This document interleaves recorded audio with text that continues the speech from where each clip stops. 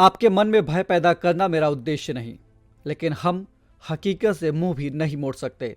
बता दें कि आने वाले वक्त में स्थलीय पारिस्थितिक तंत्रों और महासागरों की सिंक यानी वातावरण से कार्बन डाइऑक्साइड सोखने की उनकी क्षमता कम हो सकती है और ये कोई आश्चर्य नहीं होगा कि धीरे धीरे हमारा वायुमंडल गैस चैम्बर बन जाए। ये बात हाल ही में विश्व मौसम विज्ञान संगठन यानी WMO ने अपने एक रिपोर्ट में कही है।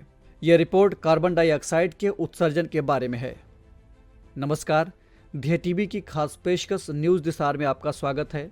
मेरा नाम है केसरी पांडे और आज के इस एपिसोड में हम जानेंगे WMO द्वारा जारी ग्रीन हाउस गैस बुलेटिन के महत्वपूर्ण निष्कर्षों के बारे में।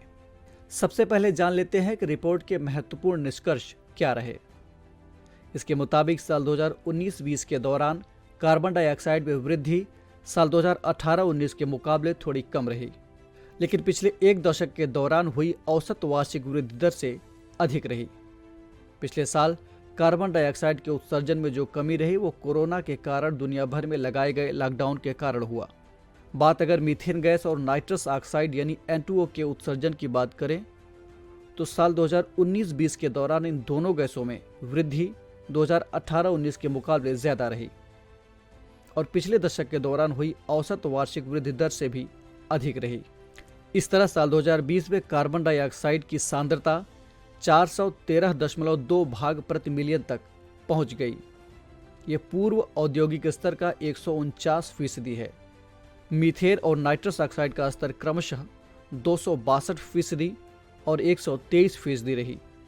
मानवीय गतिविधियों के कारण जो कार्बन डाइऑक्साइड उत्सर्जित होता है उसका लगभग आधा हिस्सा महासागरों और स्थलीय पारिस्थितिकी तंत्र द्वारा अवशोषित कर लिया जाता है, जबकि लगभग आधा हिस्सा मौजूदा वक्त में वायुमंडल में ऐसे ही बना हुआ है।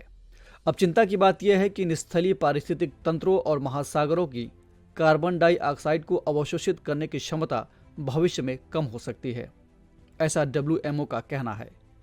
इसके अलावा जिस दर से ग्रीन हाउस गैसों की सांद्रता में वृद्धि हो रही है उस हिसाब से हमें इस सदी के अंत तक पेरिस समझौते में निर्धारित लक्ष्य से कहीं ज़्यादा तापमान वृद्धि देखनी पड़ सकती है।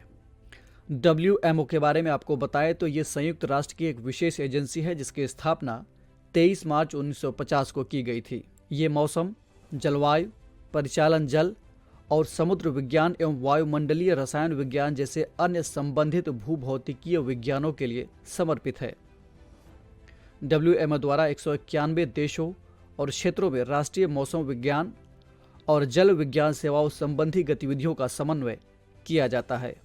इससे इन देशों और क्षेत्रों में आवश्यकता पड़ने पर यानी ज़रूरत पड़ने पर मौसम, जलवायु और जल संबंधी बुनियादी सेवाएं किसी भी व्यक्ति को उपलब्ध कराई जा सकती हैं। WMO द्वारा प्रकाशित महत्वपूर्ण रिपोर्टों में ग्रीन हाउस गैस बुलेटिन और विश्व जलवायु स्थिति यानी status of the world climate शामिल है। तो ये थी बात WMO द्वारा जारी ग्रीन हाउस गैस बुलेटिन की। और अब आपके लिए एक सवाल, आपको कमेंट करके बताना है कि पेरिस समझौते में ग्रीन हाउस गैस उत्सर्जन को लेकर क्या लक्ष्य रखे गए हैं। इस एपिसोड में इतना ही। हम फिर मिलेंगे एक नए कार्यक्रम के साथ। तब तक के लिए इजाजत दीजिए। नमस्कार।